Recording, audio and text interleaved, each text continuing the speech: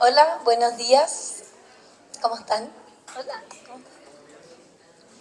Vamos a partir, así que los invito a que se puedan acercar y tomar asiento.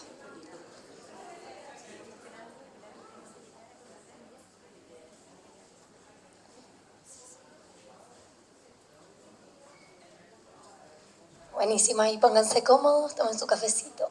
Yo estoy con poca voz hoy día, perdón. Estamos un poco resfriados. Estamos muy felices de poder recibirlos hoy día en Book, día lunes tempranito, así que se agradece que hayan llegado todos y todas. Estamos muy contentos de poder reunirnos hoy día en torno a esta temática que nos convoca sobre las fundaciones y cómo podemos hacer las organizaciones más eficientes apoyándonos en tecnología. Estamos muy contentos de que nos hayan podido venir a acompañar. Tenemos tremendos panelistas que nos van a acompañar hoy día para entregarnos diferentes puntos de vista y enriquecer una conversación en torno a cómo construimos mejores organizaciones sociales, mejores fundaciones y cómo nos apoyamos en tecnología y herramientas que ya existen para poder concentrarnos en sacar adelante el propósito que cada uno tiene en su organización. Así que para partir le quiero dar aquí la bienvenida a Emilia González. Ella es directora del Centro de Filantropía e Inversiones Sociales de la Escuela de Gobierno de la Universidad Adolfo Ibáñez. Así que Emilia, muy bienvenida. Vamos a partir con Emilia. Ella nos va a hacer una breve presentación como contexto y luego vamos a continuar con el panel. Muchas gracias, Tere, por la invitación. Gracias. Muchas gracias por la invitación. Nosotros en la universidad somos clientes PUC también, así que conocemos de cerca el proceso. Oigan, bueno, bienvenidos todos.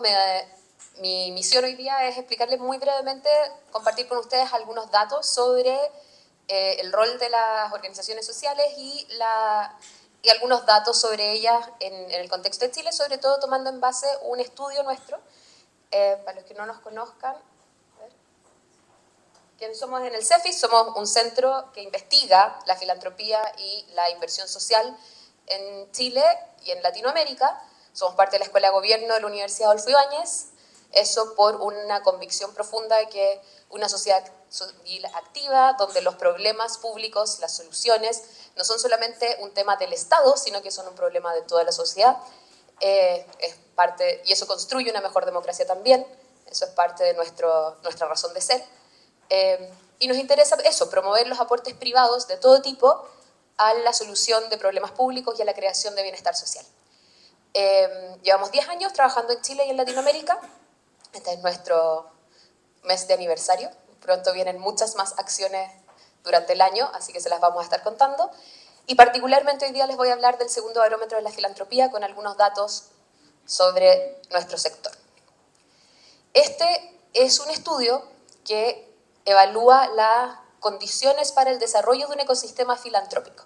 Eso significa, en grandes términos, un ecosistema donde hay recursos privados que se quieren y se pueden disponibilizar. Aquí en el café previo estábamos conversando sobre lo difíciles que son muchas veces los procesos de rendición de donaciones, de generar los certificados, las múltiples herramientas que tienen a veces los potenciales donantes para decidir cómo canalizan sus aportes. Y eso tiene que ver con el marco legal, pero también con las condiciones económicas del país y con cuán confiable y legítima sea la actividad, no solamente de donar, sino que también de resolver problemas sociales a través de organizaciones sin fines de lucro. Por otro lado, y es la columna naranja, está la capacidad de las organizaciones que reciben esas donaciones para transformar esos recursos en servicios para la sociedad que generen valor, que es la tercera columna, la verde. Y cuando vemos la generación de valor tiene que ver con la capacidad de innovar, con la capacidad de atender a poblaciones a las que el Estado no llega, con la capacidad de adelantarse a problemas que existan en la sociedad y hacerlo de forma colaborativa, hacerlo generando nuevo conocimiento y con estructuras que permitan que ese conocimiento y que esas capacidades permanezcan en el tiempo y no queden solamente encapsuladas en organizaciones o en personas en particular. Esos tres pilares constituyen los elementos que uno le gustaría para desarrollar un ecosistema filantrópico fuerte, donde por un lado hay más recursos disponibles, pero por otro lado también hay mayor capacidad de gestionar y transformar esos recursos en soluciones a los problemas de la sociedad. ¿Qué vemos en el ecosistema de Chile? Nosotros tomamos el primer barómetro del 2018 y ahora vamos en una nueva versión que la hicimos el 2024 con los datos del 2023 porque tomamos como base los datos del Servicio de Impuesto Interno, ¿ya? Eso los tenemos año vencido. Para nota para acá, ¿qué es lo que tenemos? Hay tres grandes grupos, nosotros miramos tres grandes grupos más los ciudadanos, que son las empresas que donan, las fundaciones que donan y las organizaciones que reciben donaciones, ¿ya? Las donatarias. Las empresas se han mantenido relativamente estables en los últimos 5 años, con prácticamente ningún crecimiento. Las fundaciones filantrópicas crecieron en un 13% y las organizaciones donatarias crecieron en casi un 30%, ¿ya? Esto estamos hablando de la cantidad de organizaciones que reciben donaciones a través de certificados de impuestos internos. Por supuesto, puede haber muchas más que reciben donaciones, pero de manera informal. Pero este es el dato que tenemos. No tenemos cómo saber quién donó directamente de su bolsillo. O sea no tenemos ese nivel de control. Lo más interesante es que en esto uno podría decir, crecen mucho más las demandas que las fuentes, pero en los montos totales donados, esto llevado a pesos reales, o sea, comparables de un año con otro, efectivamente crecieron muchísimo en los últimos 5 años, crecieron un 57%. Y eso es muy bueno. ¿Por qué? Porque la tasa de crecimiento de la economía general en ese minuto fue cercana al 2%, y esto anual, y esto es cercano al 9% anual, ¿ya? Obviamente no fue parejo. Tuvimos un pico en la pandemia, tuvimos unas bajadas después cuando se desactiva eso, pero desde el 2023 empezamos a ver una creciente curva de aumento de las donaciones. El total de organizaciones, nosotros hacemos el barómetro y en paralelo la Católica está desarrollando el mapa de la sociedad civil, que es otro estudio muy complementario, donde, para tenerse una idea de cuál es el total de organizaciones que hay aproximadamente 146.000 organizaciones de la sociedad civil activas, de las cuales un 9% son fundaciones y corporaciones, que es lo que representa la mayoría de los que están acá. Así que el resto son juntas de vecinos, incluso universidades, centros de padres, tenemos todo tipo de organizaciones, ¿ya? Ahora es interesante, si miran el dato, de que son 972 las que reciben donaciones el 2023, de un total de probablemente cerca de 13.000 que podrían recibir donaciones por este tipo de vehículo. ¿Cómo son esas fundaciones que son capaces de recibir recursos? En promedio, el 41% tienen menos de 5 años, son organizaciones jóvenes, mientras que organizaciones de más de 20 años son apenas el 14%. ¿Ya? Y esto es en relación al universo, no solamente a las que participaron en detalle del estudio. Respecto a su tamaño, también el 54% tienen menos de 10 personas trabajando. Y si pensamos en las que tienen menos de 25, llegan a ser el 60%. O sea, estamos hablando de organizaciones en general pequeñas, ¿ya? Mientras que las grandes, las que tienen 1.000 personas o más, son apenas el 5%. O sea, estamos hablando de muy poquitas organizaciones que alcanzan ese tamaño. ¿Por qué es relevante esto? Porque cuando miramos la capacidad de las organizaciones en transformar las donaciones en servicios sociales, la percepción sobre su capacidad para operar está alta. A pesar del caso convenio, a pesar de que el golpe se sintió más en la legitimidad y la confianza, pero la confianza con las organizaciones que reciben recursos efectivamente está súper alta. Y acá estamos considerando opiniones de ciudadanía, de las donantes y de las fundaciones donantes, de las empresas donantes también. Ahí ha crecido un poco la percepción de que el Estado tiene algún control de lo que está pasando, pero sigue siendo muy bajo. O sea, se entiende que esto tiene que ver con las capacidades, con las relaciones que las personas van forjando y con el desarrollo de ese vínculo entre los donantes y las organizaciones. O sea, también lo vimos post caso convenio, que las personas que vieron menos afectada su percepción sobre el sector eran las personas que o donaban, o eran voluntarias, o trabajaban cercanas a organizaciones sin fines de lucro. O sea, una vez que hay el vínculo, la confianza es mucho más fácil de mantener. Pero uno de los puntos que es súper débil, y por eso quería levantar esta lámina, es la que tiene, ese que está abajo, que tiene 17 a 20%, que apenas crece, es lo que tiene relación con los recursos disponibles para el fortalecimiento de las organizaciones.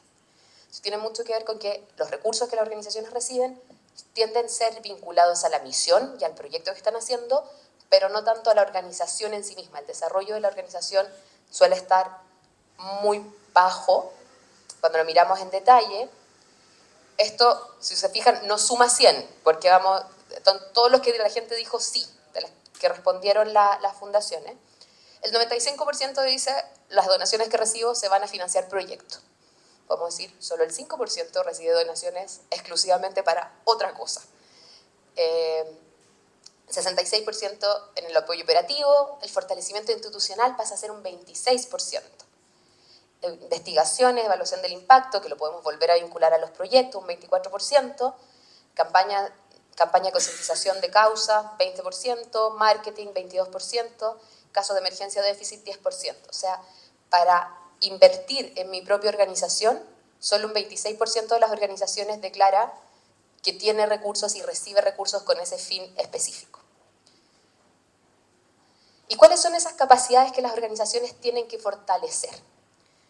Esto es un marco, cuando nosotros hablamos de cuáles son los roles sociales de las organizaciones de la sociedad civil, tienen que ver con tres grandes grupos. Con prestar servicio, como decíamos antes, a poblaciones subatendidas, de forma novedosa, otras maneras de resolver problemas, formas más efectivas, más costo eficientes. Y eso es lo clásico. Siempre estamos pensando en la fundación que educa, la fundación que atiende, la fundación que acoge, que recibe, y es lo que tenemos más marcado.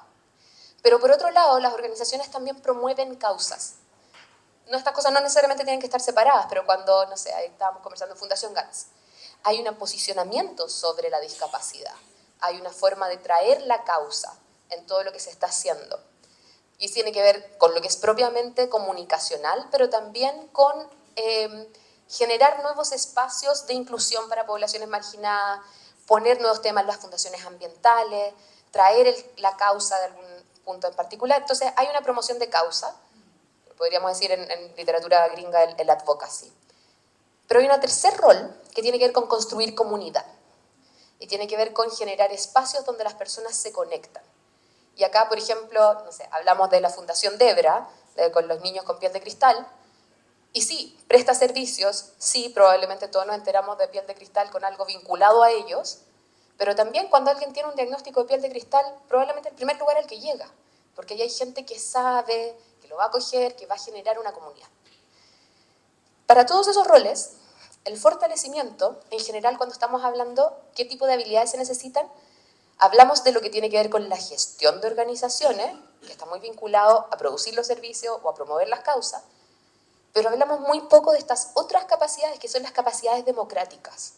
Son las capacidades de relacionamiento con otros, con las capacidades de establecer puentes, de pensar estratégica y políticamente, que no significa de una manera partidista, sino que para promover las causas, para construir comunidad, necesitamos también ese otro set de habilidades. Y son habilidades que suelen no estar muy desarrolladas y que no tenemos mucha oferta para desarrollar. Pero también tienen que ver con las prácticas internas de las organizaciones. Como dentro de la organización podemos relevar la participación, las nuevas visiones, las nuevas ideas que nos permitan ir construyendo esas comunidades. La última reflexión que les tenía era respecto, y aquí en esta sala, particularmente hoy día no se nota tanto, se nota pero no tanto como otras veces, que este es un sector fuertemente femenino. Y si lo miramos comparado con otros sectores, acá a principios de año, en marzo, mirábamos el dato de los indicadores, el reporte de indicadores de género que da la Comisión de Mercado Financiero, con una encuesta a 500 organizaciones que le reportan, 500 empresas principalmente, y decía cerca del 40% de las personas que trabajan en este sector son mujeres. 25% de ellas tienen alguna gerencia, y el 22% participan, y en el 22% de los directorios hay alguna mujer. Cuando nosotros tomamos los datos del barómetro, porque no tenemos datos sectoriales como para decir el universo, veíamos que el 65% de las direcciones ejecutivas son mujeres. La dirección ejecutiva, no la primera línea, la primera posición de la organización. Y el 35% de los directorios son presididos por una mujer. Participación femenina tienen prácticamente todo. Y en las donatarias, o sea, eso en las fundaciones que disponen recursos, y en las donatarias, el 69% de las organizaciones tiene una mujer o a la cabeza del directorio o a la cabeza del equipo ejecutivo. ¿Ya? ¿Qué significa esto en los términos de fortalecimiento y de capacidades? Que muchas veces las oportunidades están pensadas también en horarios más masculinos, en distintas combinaciones. Entonces hay que tener particulares atenciones en este sector, en que son organizaciones pequeñas, cuando estamos hablando del fortalecimiento de las organizaciones, que son organizaciones pequeñas, que cuentan con pocos recursos para invertir en estas dimensiones, solo el 25% tiene recursos para ello, y que además también son liderados por mujeres, por lo tanto los formatos y las opciones para para quienes puedan participar de estas distintas iniciativas también deben tener eso en consideración. Eso era lo que les tenía para hoy, para partir la conversación de lo que viene ahora en el panel.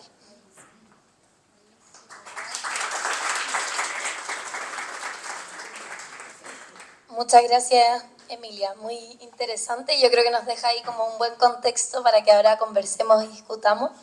Quiero invitar a Francisca Baeza. Ella es subdirectora de personas de Simón de Sirene. Fran, bienvenida. A Hans Rosenkrantz, director ejecutivo de Comunidad de Organizaciones Solidarias. Y a la María Jesús Flores. Ella hoy día está en Diseño y Gestión Humana y Organizacional para Organizaciones y Proyectos con Propósito. ¿Jesús? Ay, bien. Buenísimo, bienvenidos. La idea ahora, Emilia, no sé si te vayas a sentar también, si quieres. Ahí tienes sus micrófonos. La idea es que podamos conversar un poquito y aquí que cada uno pueda compartirnos su experiencia y ojalá enriquecer esta conversación en torno a esta temática. Pero primero partamos presentándonos para que, no sé si todos los conocen, les cuenten un poco quiénes son ustedes, por qué están aquí. Fran. Parto yo entonces. Yo soy la Francisca Baeza, me dicen Fran. Yo he pasado por muchas empresas, todas comerciales, pero yo 6 años en Simón de Sirene y estoy fascinada con las fundaciones. Es increíble cómo uno se llena el corazón haciendo algo con sentido. Pero traigo mi carga del mundo comercial. Soy súper metódica, financiera, entonces me encantó esta invitación, Tere, porque para poder contarles mi experiencia con Book, como que ahí completé el ciclo. ¿Cómo están? Yo sigo. Yo soy María Jesús Flores. He tenido la suerte y la gran oportunidad de trabajar en el mundo público, privado, y los últimos 6 años en el mundo social, donde hay un propósito enorme, una energía apasionante, pero muchas veces estructuras que no acompañan ese propósito. He trabajado en lugares con un corazón lleno, pero muchas veces esa energía se diluye por esta falta de estructura. He trabajado en ordenar, en profesionalizar, en articular,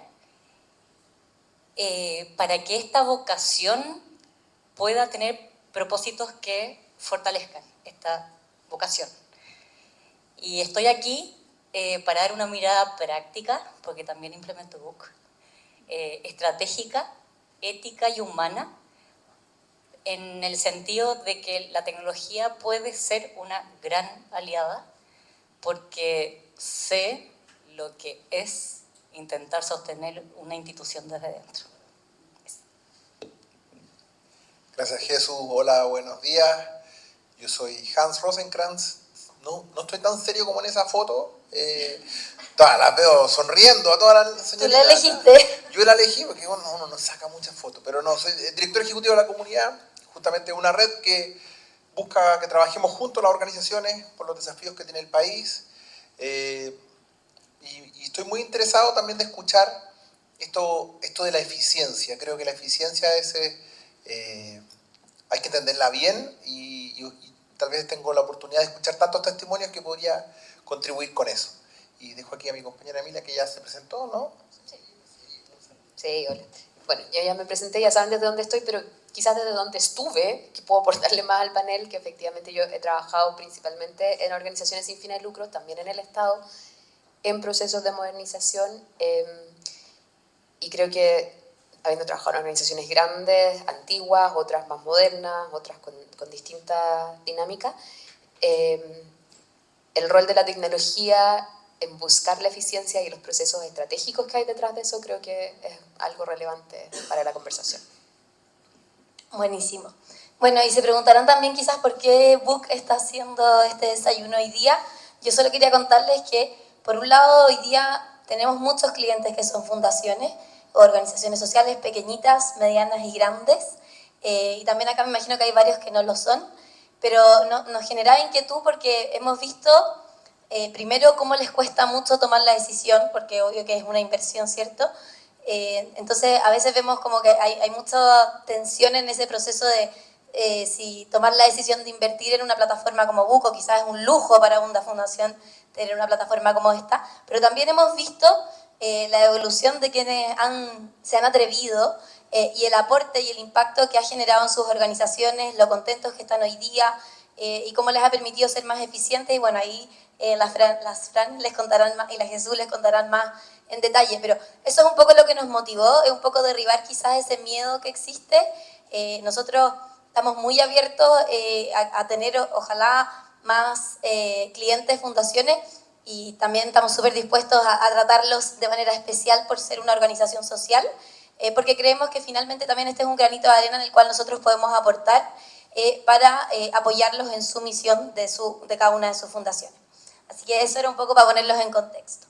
Y estamos contentos de que tuvimos buena convocatoria. La idea primero es que hablemos un poquito de los desafíos actuales y el rol que juega la tecnología en estos. Me encantaría ahí que nos contaran un poco los desafíos en los que están hoy día en sus organizaciones sociales para fortalecer y crecer como organización, que comentemos un poco sobre cómo la digitalización ha sido o no un aliado en este proceso y qué dificultades han encontrado en el camino, y también entenderlo desde la mirada legal. Si las leyes nuevas han sido un impulso para adoptar tecnología o cómo los ha ayudado a buscar nuevas soluciones para ser más transparentes y cumplir también con la ley y las fiscalizaciones. Fran, ¿querés partir tú? Feliz. Bueno, tocaste un montón de temas y yo creo que conociendo las OSFL por dentro, porque nosotros también hacemos clases y tenemos ese contacto, las escuchamos y realmente da miedo. El entorno en el que está situada una OSFL es igual que una empresa comercial. Se nos exigen las mismas leyes, las mismas cosas. Entonces, a partir de 10 empleados, aplicábamos el cuestionario de la mutual. Chuta, ya. A partir de 100, la ley de inclusión. ¿Cómo se hace? Y así suma y sigue. Ahora salió un decreto 44, matriz de riesgo. Entonces, da miedo. Después vamos a hacer un finiquito, no me vaya a equivocar. Entonces, realmente tenemos un camino súper empinado y hay que ocupar, por un lado, tecnología y también redes. O sea, qué bueno poder llamar a alguien que está en la fundación de al lado y decirle a ustedes cómo lo hicieron. Porque hay veces que nos vamos en bola, como se dice, y hacemos las cosas gigantes y en realidad no era eso lo que se pedía, era más sencillo. Y otras veces al revés, le bajamos el perfil y después nos damos cuenta que llevamos 6 meses sin subir un contrato a la ADT.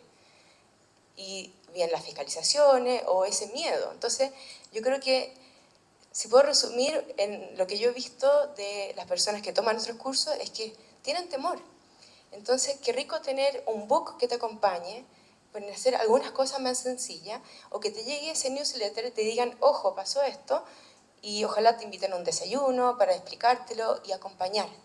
Es que un poco lo que se hace en Simón Sirena, acompañamos a los demás a hacer su propósito, y yo siento que nosotros en Book encontramos eso, un apoyo.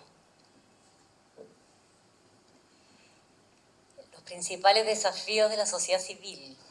Yo creo que Hans ahí puede decir mucho más que yo. Pero estuve en una de 120 personas, con muy poco recurso, con múltiples desafíos, la Corporación La Esperanza. Y lo urgente le quita tiempo a lo importante. Yo creo que es el principal desafío. ¿Ya? Tenemos pocos recursos, los directores ejecutivos gastan más del 50% de su tiempo en levantar los recursos y no se les permite ese tiempo hacer gestión. Y eso quita fuerza, ¿ya?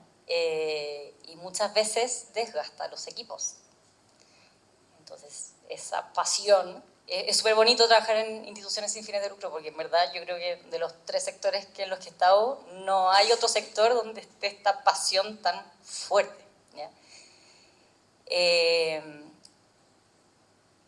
¿Y qué ganas de que, o sea, no se trata de digitalizar por digitalizar, sino que la tecnología esté al servicio de las personas, ¿ya? Para liberar tiempo, para poder ordenar, tener tiempo para medir, para poder planificar y planificando mejorar.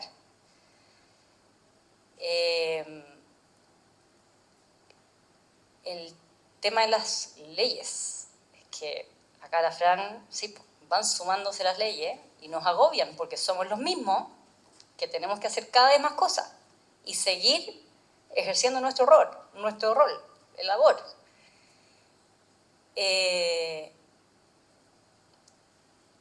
Es un tema, o sea, hoy día estamos desafiadas las instituciones sin fines de lucro de demostrarle a la sociedad transparencia por la ley de delito económico, por el caso convenio, estamos como con la soga al cuello un poco. Pero no puede ser que nos transformemos en, o sea, que midamos y evaluemos para rendir. Hay un tema ético detrás para transparencia con nuestros donantes y para con el Estado, pero es para con nuestros usuarios. O sea, nosotros no vamos a poder hacer nunca todo, ¿ya? Eso es un hecho, porque los recursos son limitados y el tiempo también y los equipos también. Pero con los recursos que tengamos, hacerlo lo mejor posible, ¿ya? Y eso es ética para el usuario, para el beneficiario final. Eso. Gracias, Jesús. Y iba a decir algunas cosas de las que tú dijiste, así que voy a pasar el micrófono. No, no, yo quizá me quedé con las palabras que dijo la Tere, que creo que hacen parte del desafío. Dice, ¿por qué nos cuesta tanto invertir? Y yo pienso que viene de la base cuando uno invierte en un emprendimiento, cuando invierte en cualquier cosa, uno necesita tener algún ahorro, ¿cierto? Es decir, me junto una platita para poder crecer. Y la idea de invertir es fundamental en todo lo que crece. Pero muchas veces los modelos de gestión que tenemos y de negocio que tienen las organizaciones no permiten ni ahorrar ni tener excedentes.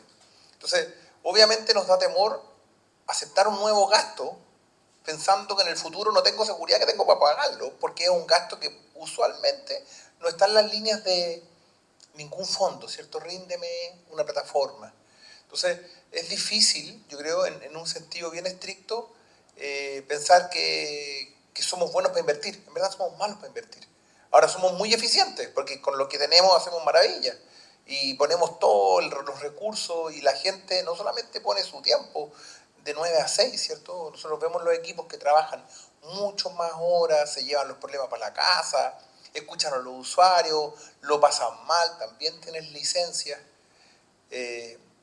Yo creo que la esperanza de toda esta dinámica que a veces nos cuesta está en cambiar la mentalidad, ¿cierto?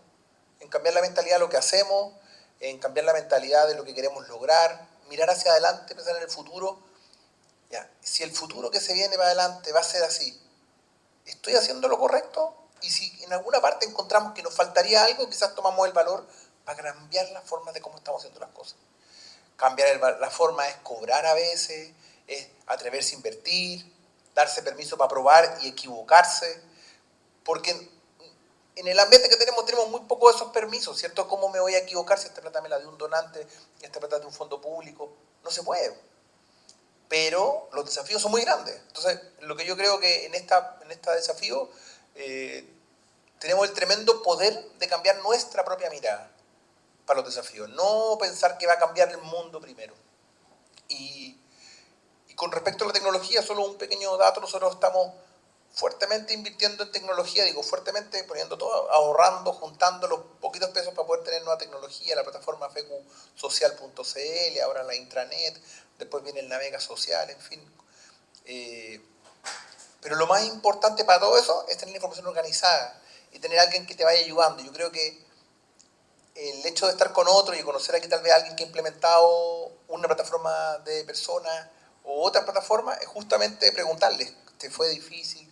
¿Te cuesta? ¿Cómo lo vaya a hacer? ¿Qué se puede lograr? Y en esa comunidad de apoyo yo creo que muchos de nuestros fantasmas se achican, porque no sabemos lo que viene para adelante y si esto va a significar un problema o no. Y por lo menos nuestra experiencia es que eso permite ahorrar mucho.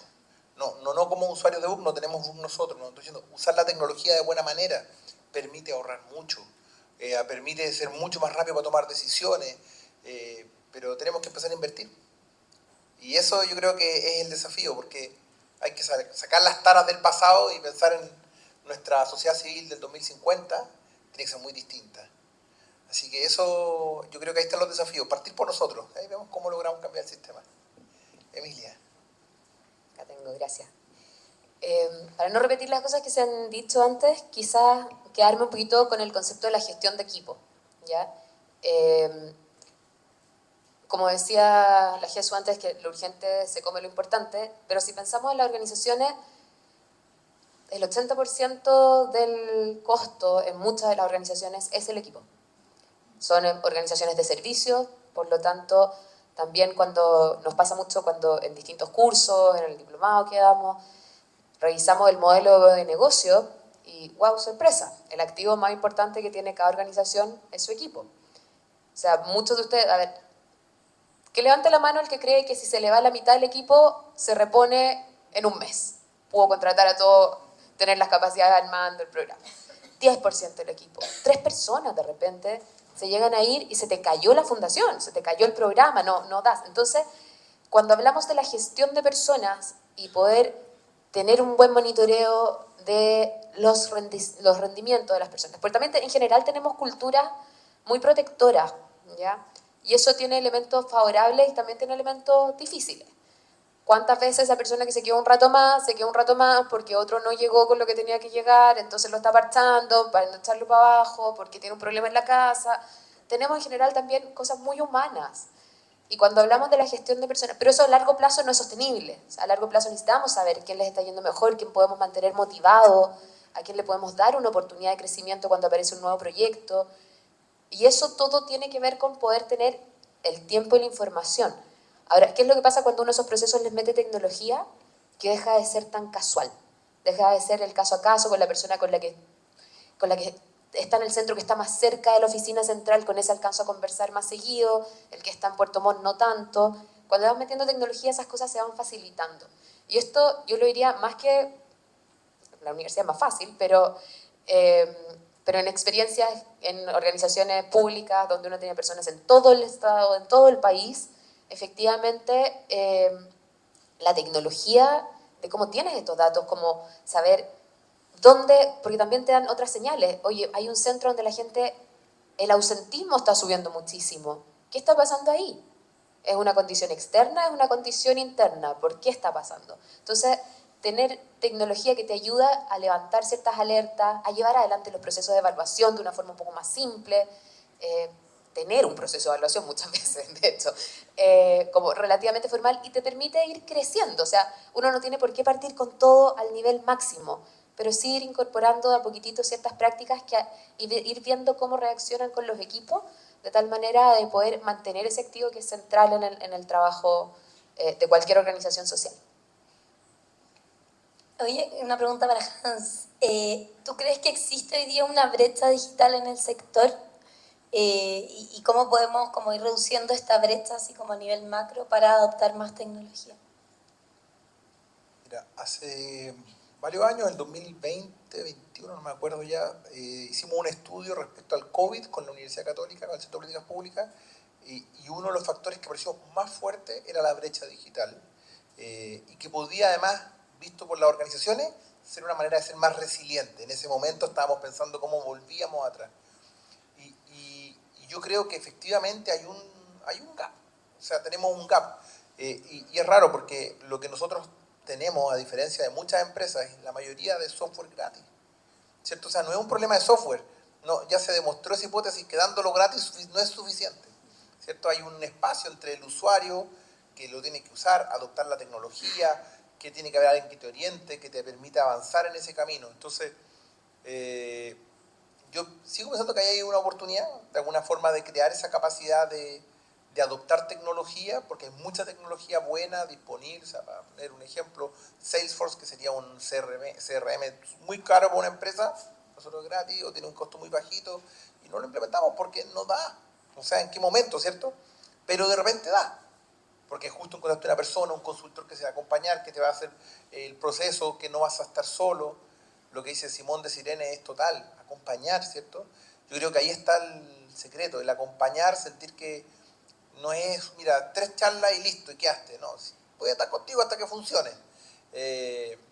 Y cuando funciona es tremendo. Entonces yo creo que hay una oportunidad, o sea, de todas maneras, sobre todo para lo que hacemos, la información, cuando trabajamos con usuarios tan variados, manejar la tecnología es una ventaja que lamentablemente nos queda camino harto para llegar, pero afortunadamente yo creo que cada vez más actores quieren apoyar. Sí. Solo una cosa chiquitita, yo creo que quizás la pandemia nos dejó un ejemplo de que es una brecha de uso y no una brecha de capacidad, porque uno se dio cuenta en 2 semanas la cantidad de organizaciones que dieron vuelta a sus sistemas de operación a poder hacerlos digital para poder mantener contacto con los usuarios, y primero fue una cosa, primero eran llamadas de WhatsApp, después eran plataformas formales, después tenían el agendamiento, después tenían no sé qué, se fue integrando por la necesidad. Entonces la capacidad está, pero la oportunidad de uso, la cultura de uso, de repente es quizás la dimensión más débil. Claro, quizás hay que hacer ahí un cambio de mindset. Oye, y, Ahí te complemento, sí. Ahí la Fran puede hablar harto también. La Fran y yo entramos a una institución donde las vacaciones estaban en Excel. La Fran en papel, en ficha. Y hay costumbre de hacerlo porque funcionó, ¿ya? Pero cuando uno se da cuenta, primero el costo que puede significar eso, una institución de 170 personas. Eran 40, ahora somos 120, ahora pero 120. llegamos a 176. Y en la Corporación La Esperanza, 120 personas, llevarlas a hacer un mal registro de vacaciones, lo que puede costar para una institución. Entonces, es perderle miedo. Y para eso hay que, obviamente, estas cosas, hablarlas, que las buenas prácticas, compartirlas, capacitar, pero acompañar. Y no imponer a los equipos. Tienen que entender el para qué se está haciendo esto también, para perderle susto y hacerlo en conjunto. No, yo quería agregar una cosa que no sé si es una brecha digital o es un rezago digital. Porque yo creo que nosotros estamos siempre diseñando todo para poner a nuestro beneficiario al centro. Y de ahí parte los programas, y de ahí, bueno, quién apoya a los que ejecutan, entonces aparecen las áreas de apoyo. Y estamos pensando en el beneficiario. Cuando el beneficiario está bien, ¿qué hacemos? Financiamiento, chuta. Vamos a financiar. ¿Cómo lo hacemos? Nos estamos dando cuenta, postulemos a fondo, y ahí se nos va yendo el año. Y, sí, me dijeron de una plataforma, sí, rinde gasto, sí, no sé qué. Pero lo que decía Hans, no tenemos manos para hacernos cargo de todo. Nosotros en Simón hablamos del doble gorro, porque estamos haciendo capacitaciones y pagando sueldos. Estamos haciendo un programa, pero en medio tiempo otro programa. Entonces, ¿qué pasa? Es como que no es que no queramos digitalizarnos, sino que estamos atrasados. Tenemos gente joven, bueno, nosotros tenemos un promedio de edad muy joven, 33 años, entiendo que por allá no tanto, pero hay muchas ganas de implementar la tecnología. Yo creo que realmente hay que ponerse tareas pequeñas y conquistando una a la vez, pero hay que hacerlo, porque si no, vamos a ser menos eficientes. Y la gente se va también a quemar, porque la buena voluntad, que tanto ha apelado Hans, nosotros también la tenemos. Y yo la he visto traducida en licencias de psicológica o EPP, que ahí ya se te cae de otra vez la mutual encima. Entonces, cuidemos los equipos también. Y yo creo que usar tecnología es una manera de cuidarlos. Y ahí, Jesús y Fran, ¿cómo han visto ustedes que esta inversión en tecnología ha impactado positivamente a los equipos? Quizás compartir como ejemplos concretos, cómo ha potenciado también los resultados del trabajo que realizan y fortalecido la cultura organizacional.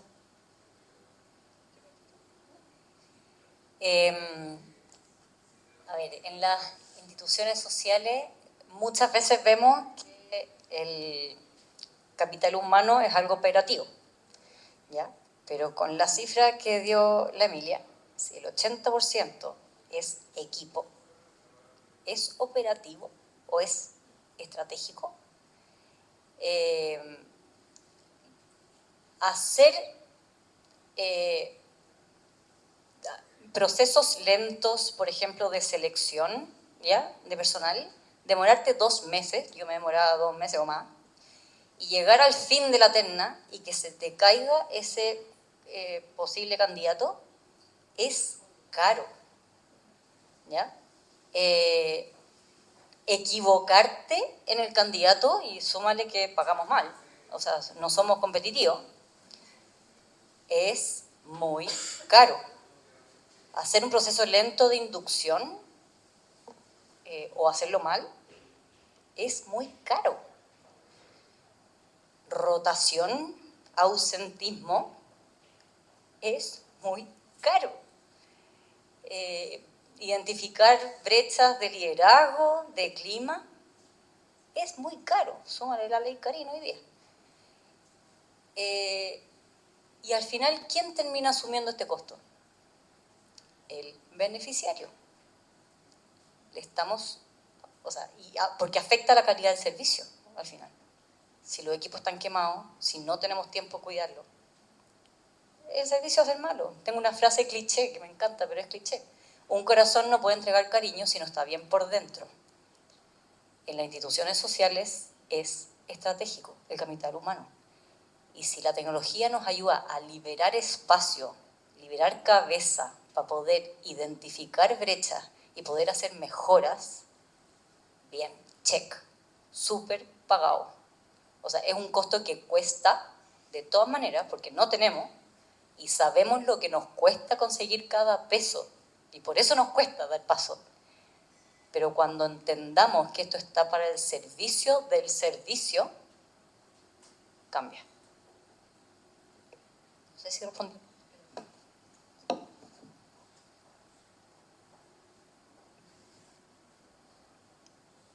Yo quiero tomarlo por el otro lado, que yo creo que les pasa a muchas organizaciones sociales también, que uno tiene siempre menos recursos. Entonces, ¿cómo hacemos para atraer a los mejores talentos, pero no pagamos tal vez el mejor sueldo de mercado? Y se lo llevan a veces las contrapartes, así de cruel. ¿Y cómo jugamos? Flexibilidad, más días administrativos. En verano, las que son mamás, que trabajen desde cualquier lado, 4 semanas en verano. Y vamos inventando, bueno, aparte también de entregar cierto este sentido, esta misión que se supone que llena el corazón y es un salario emocional. Pero yo me di cuenta que de alguna manera el uso de la tecnología motivaba. Y fue algo como que se vio en el camino, que la gente lo encuentra choro. O sea, realmente es un elemento también de atracción. Y la gente, mientras más tecnología le metan, porque así está el mundo, redes sociales, todo en el celular, creo que por ahí va la cosa. Entonces, hay que salir del papel y pasar a lo digital. Facilita la vida de uno y para el usuario es mucho más fácil también de usar. Así que yo también lo tomo como un punto de atracción. ¿Puedo complementar algo ahí? Bueno, desde la mirada de universidad, de dar clases en los últimos semestres de estudiantes que están pensando, nosotros siempre tratamos de hacer charlas, hacer cosas como, miren este sector. Y uno de los temores que muchas veces tienen los estudiantes es que si entran en el sector social como que se van a estancar. Y yo creo que tiene que ver un poco con esto que tú dices, o sea, voy a estar al día con las tendencias, voy a estar al día con las herramientas que se están usando, es portable o no lo que aprendo en un sector y me lo llevo después a otro.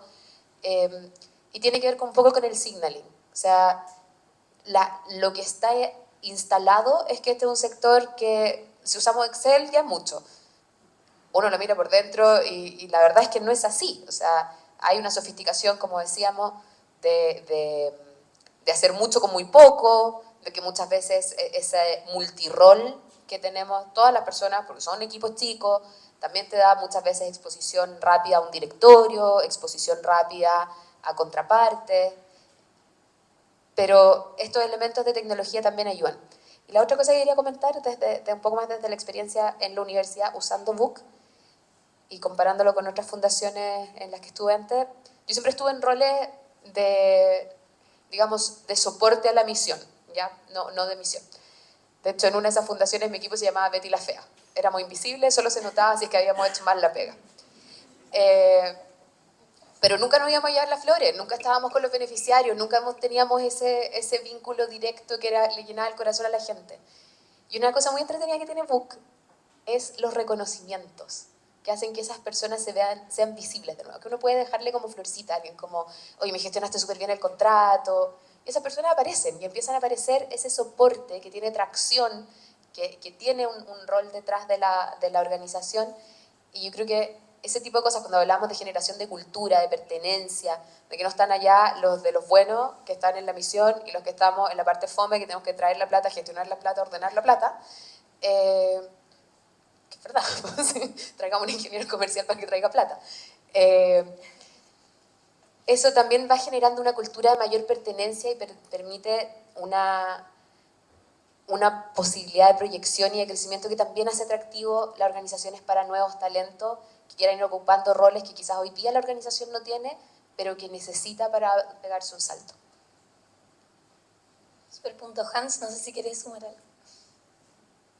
En mi propia experiencia, yo creo que nunca ha sido un impedimento trabajar en una organización. Ya llevo 10 años, antes trabajé 10 años en otro sector privado, pero porque siempre los jefes que he tenido, distintas formas de ver jefes, ¿cierto? Pero los distintos jefes que he tenido me han dejado emprender donde yo he estado, me han dejado decir, ya, bueno, ¿qué vas a crear? Y me han dado esa libertad. Yo creo que en la medida que nosotros también empoderemos a nuestros equipos, les demos esa posibilidad de crear algo y no de ser parte solo de un eslabón donde ellos no tienen agencia, yo creo que uno se mantiene muy activo. O sea, no sé, no ha habido ni un año igual al otro en estos 6 que llevo en la comunidad y ha sido un desafío permanente.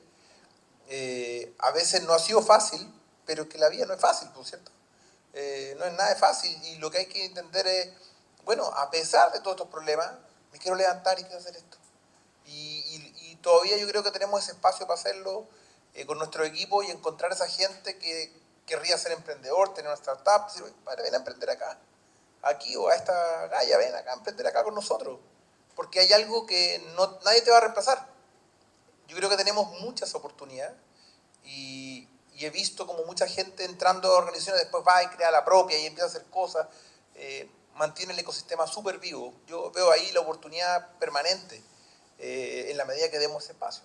Y no todos los roles en las organizaciones tienen esos espacios también, ¿cierto? Pero creo que ahí hay al menos algo bonito que todavía está disponible para nosotros sin tanta complicación. Pasemos a otro tema, el tema de la medición del impacto y de la sostenibilidad. Quería saber cómo están midiendo hoy día el impacto del trabajo que realizan, qué herramientas o qué metodologías están usando, usan tecnología para medirlo, sí o no, cómo lo comparten o transparentan. No sé quién quiere partir.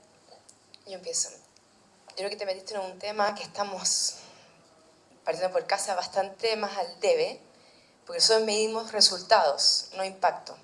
Y los resultados tienen para nosotros varias maneras de medirse respecto a si el beneficiario empezó a usar la herramienta que se le entregó, si la señora que cosía vestidos bajó sus costos o subió las ventas. O sea, tenemos métricas como más cuantitativas, más cualitativas de percepción, pero el impacto lo vemos un poco más como cuando uno tira una piedra al agua y van saliendo como los circulitos, y ese impacto lo hemos medido a través de JPAL, porque la verdad es que la metodología la tienen ellos, porque no somos expertos en eso, pero yo creo que sí, ahí hay algo como que todos queremos saber cómo lo estamos haciendo, ¿cierto? Nos sirve para justificar nuestros programas, para poder vender nuestro programa, para poder mejorarlo, ¿cierto? Pero ahí todavía falta mucho por avanzar. sabemos a cuántos beneficiarios llegamos, pero después hay un cálculo como estimativo de el impacto indirecto, porque uno afecta a una familia, afecta a hijos, maridos.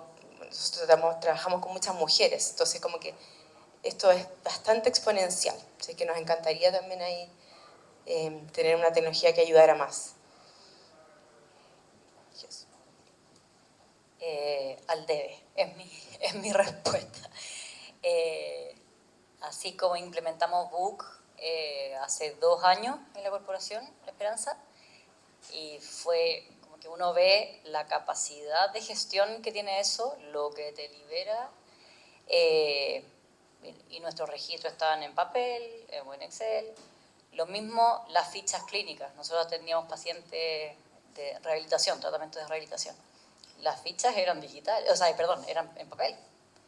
Entonces, lo que te demorabas en traspasar a un Excel el dato y no sé, si es que se equivocaba o no la administrativa, y 3 meses después poder ir a ver los resultados, estaba ya atrasado. ¿Ya? Pero sí, implementamos fichas clínicas digitales, el tema de donantes, lo que decía Hans, el CRM, Salesforce tiene licencias gratuitas para instituciones sin fines de lucro, poder hacer gestión de donantes, o sea, poder ver oportunidades, prospectos de crecimiento, o sea, se te multiplica la energía. Eso, pero al debe, absolutamente. Yo igual aquí que Francisca, creo que al debe, ¿cierto? Siempre pensar en medir impacto cuando uno lo piensa en la palabra correcta, que es la medición de random trial control, ¿cierto? Que es muy difícil. Muchas de nuestras intervenciones tampoco tienen una posibilidad real de hacerlo, ¿cierto? Porque, no sé, si tengo que operar a un niño, a este no lo operé. No tenía esa opción de hacer una muestra real, o sea, hay consideraciones éticas y también de costo y de tiempo. Pero hay algo que creo que es súper interesante y que hay que intentar profundizar, que es esta mentalidad de curiosidad. Porque si tenemos curiosidad por explorar lo que estamos haciendo, creo que vamos a encontrar mucho más dónde mejorar. Puede que yo no sepa si mi programa es el con mayor impacto del mundo, no tengo idea, no hice la prueba. Pero mi programa era de una calidad con nota A, y hoy día soy A 1% más, mañana soy A 2% más. Yo creo que ese proceso de investigar y ser curioso con las personas que trabajamos es fundamental. O sea, vengo y hago un curso. Es gratis, casi siempre es gratis, ¿cierto? ¿Cómo lo evalúa? Casi siempre es un 7. Porque ¿qué posibilidad tiene la persona de no ponerle un 7 si tú estás dando algo valiosísimo, que te esforzaste, trabajaste, te conseguiste las lucas y hiciste el programa? Un 7. ¿Cómo le voy a poner otra nota? Un 7. Y está bueno que nos ponga un 7 porque nos motiva. Lo importante es preguntarnos qué parte de lo que hice es la que más se mereció el 7. ¿Qué parte de lo que hice tal vez no era para un 7? Y mantener esa pregunta abierta todo el tiempo nos permite aprender un poco más. Porque si nos quedamos con el 7, con lo que hacemos, dado la naturaleza, que nadie nos va a reemplazar, ¿cierto? No hay... Yo siempre, cuando me toca a veces hablar con las autoridades, cuando ya estoy un poquito cansado, cuando no recibimos tan buena respuesta, digo, bueno, traiga una empresa, a ver si hay fila de gente que quiere atenderle a esta persona, subvencionar la intervención y no ganar plata. No hay tanto, ¿cierto? Entonces, por eso este es un mercado que es súper imperfecto, porque la gente no tiene 1000 opciones. No puede elegir ir a tu programa o al de al lado porque hay otro. En general lo que hacemos nosotros, no hay otro. Entonces, la dimensión ética de la curiosidad es fundamental. Porque si no nos quedamos con el 7, nos abrazamos, nos felicitamos y no crecemos. Entonces yo creo que ahí, aunque no logremos mañana tener el plan de evaluación, tenemos que mantener una mentalidad de curiosidad. ¿Qué es eso que estoy haciendo que le gusta más? ¿Y por qué? Y valorarlo e introducirlo en lo que hacemos. Si no lo cambiamos nada y seguimos preguntando, no sirve para nada. Pero yo creo que ese es el primer paso. Y si son más Mateo, escribirlo. Cosa que lo puedan contrastar el día de mañana y cuando cambie el equipo, volver a mirarlo, ¿cierto? Yo creo que ahí hay un tesoro en mantener esa curiosidad y en realmente lograrlo más. Pero voy a decir una cosa, saltándome en otra dimensión, muchas veces las preguntas que hacen las empresas con respecto a sostenibilidad no tienen nada que ver con nosotros. Nosotros decimos sostenibilidad, la plata, obvio, nos falta plata, ese es el problema de sostenibilidad. Y cuando le preguntamos a las empresas, no, es el efecto ambiental, es cierto, de gobernanza o social. Entonces yo creo que igual queda una brecha en nosotros mismos también, a pesar de que si ya no me cabe un problema más, también mirar nuestra huella ambiental, nuestra huella social, nuestra huella tal vez en nuestros temas de gobierno corporativo.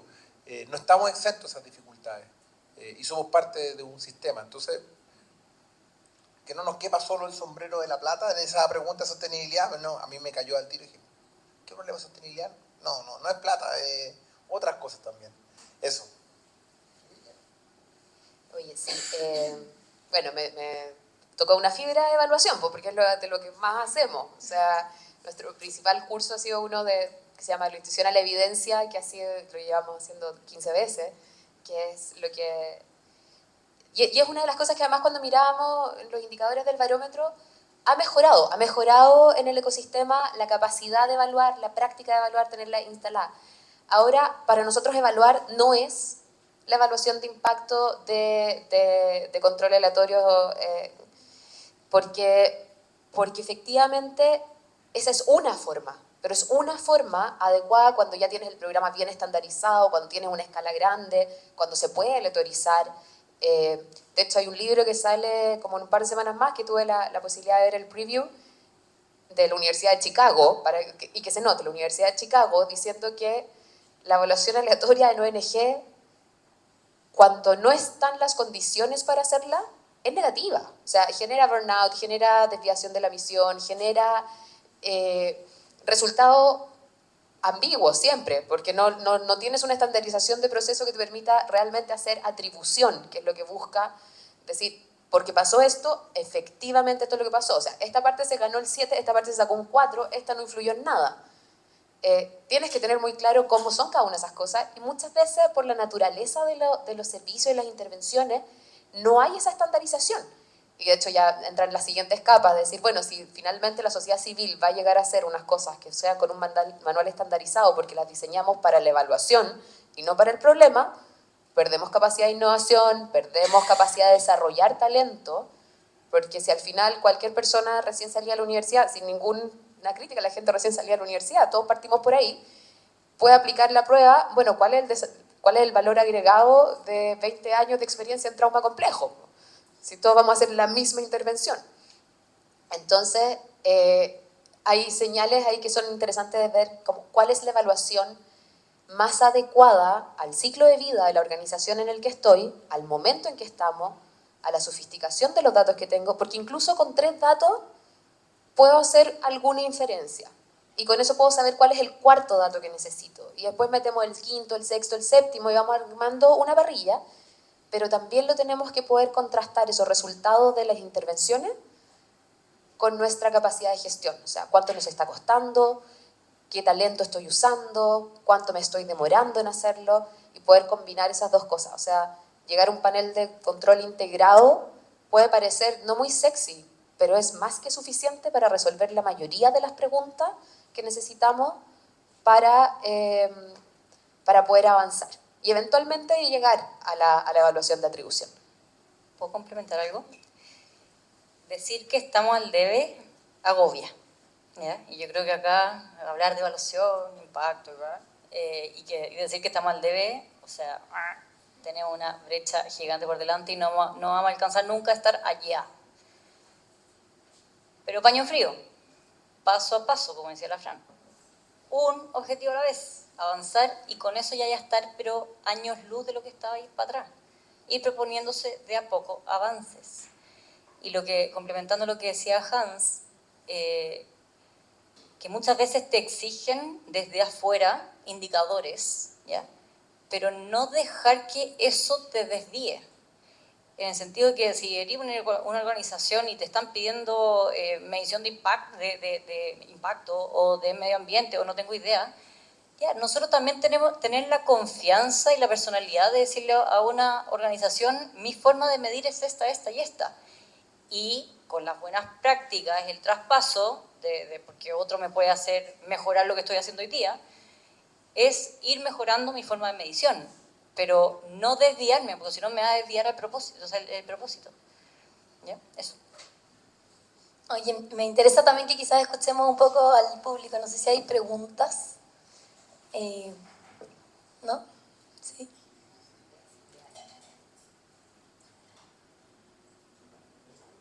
Tímido, tan Ahí dormido. atrás. Liel Luli.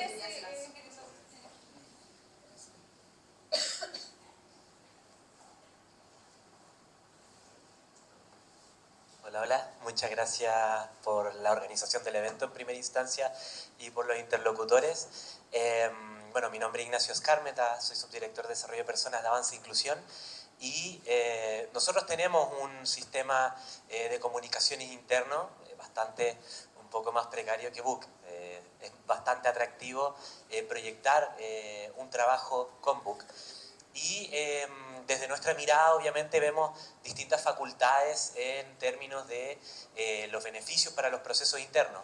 Pero quería preguntarles, que lo comentaron un poco, pero quizás puedan ahondar un poco más en su experiencia, cómo han hecho este proceso de cambio cultural al interno de las organizaciones, cómo a los equipos de intervención directa han podido un poco mostrarle lo atractivo de trabajar de esta manera y quizás cuál ha sido el cambio cultural en términos de la organización, pensando que, por ejemplo, la innovación, la digitalización, sistematización, eficiencia, son valores que se tienen que incorporar a la cultura de la organización y no solamente por poner una plataforma es que el cambio se genera de manera automática. Entonces, nada, quería preguntarle especialmente a Simón de Sirene y Corporación Esperanza, ¿cómo ha sido esa experiencia? Un poco más en profundidad.